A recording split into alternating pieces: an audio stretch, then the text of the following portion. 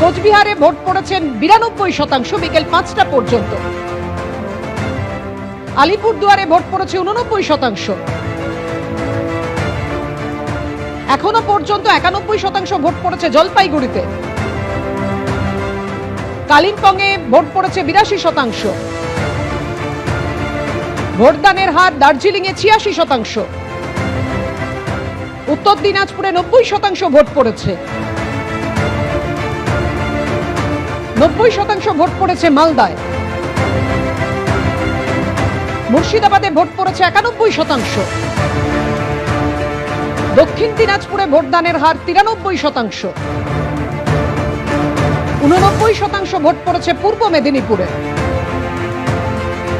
91% vote পড়েছে পশ্চিম মেদিনীপুরে। ঝাড়গ্রামে ভোট পড়েছে 91%।